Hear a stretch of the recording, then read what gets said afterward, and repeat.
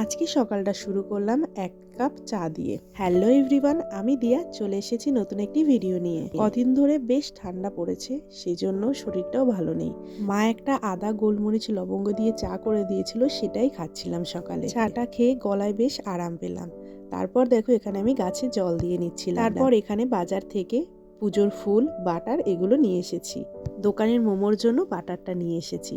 তো চলো বাড়ি যাওয়া যাক। দেখো বাড়ি এসে আমি আবার সাইকেল নিয়ে বাজারে চলে এসেছিলাম। কাছে বাজার থাকলে 2-3 বার তো যাওয়াই হয়।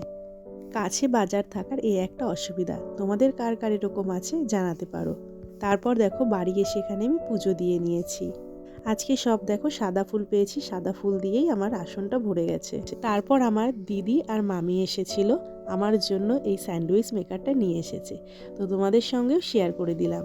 একদিন তোমাদের সঙ্গে স্যান্ডউইচ রেসিপি শেয়ার করব। তারপরে দেখো দোকানের মোমো বানানোর ছিল, তো আমি এখানে মোমোগুলো বানিয়ে স্টিমে বসিয়ে দিয়েছি আর সবাই এখানে খেতেও বসে পড়েছে। আর এই যে আমাদের হিয়া রানী, দেখেছো একা একা কত সুন্দর করে খেয়ে নিচ্ছে। দেখো শীত পড়ে গেছে আর মামিরাও নিয়ে এসেছিল নলেন গুড়ের গরম রসগোল্লা। আমি তো গরম গরমই একটা খেয়ে নিয়েছি। তোমরা কারা কারা ভালোবাসো গরম রসগোল্লা খেতে অবশ্যই জানাতে পারো। তারপর দেখো এখানে খেতে বসে গিয়েছি। এটা ছোট মাছ দিয়ে একটা চচ্চড়ি ছিল, সেটা দিয়ে খেয়ে নিলাম। আর এখানে কুমড়ো ফুলের বড়া ছিল। এখন এই শীতের সব সবজি দিয়ে ছোট মাছের চচ্চড়ি খেতে বেশ ভালো লাগে। তারপর দেখো এখানে করেছিল ছোট ছোট চিংড়ি দিয়ে কচু পাতায় চিংড়ি।